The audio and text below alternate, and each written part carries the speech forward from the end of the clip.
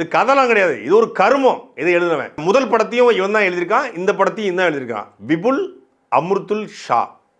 இன்னொருத்தர் யாருன்னா அமர்நாத் ஷா. உங்களுக்கு புரிஞ்சிருக்குமே, விபுல் அம்ருத்துல் ஷா, அமர்நாத் ஷா, அமித்ஷா.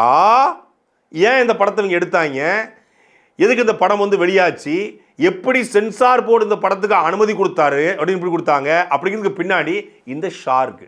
இந்த படம் வெளிவந்திருக்கு அப்படின்னா இந்த படம் யாருக்கான படம், எதை சொல்ல வருகிற படம்?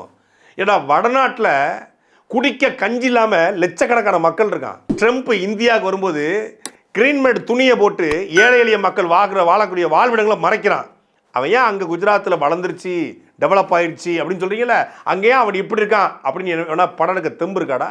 இந்த விபுல் அம்ருத்துல் ஷா, இந்த அமர்நாத் ஷா குஜராத்தில் ஏழைகள் ஏன் இன்னும் இருக்காங்க?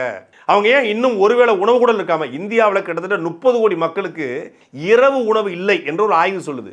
ஏன் இன்னும் இந்தியாவில் 30 கோடி மக்கள் இரவு உணவு இல்லாமல் இருக்காங்க அப்படின்னு படம் எடுக்க உங்களுக்கு தெம்பு, துணிச்சல், திராணி இருக்காடா?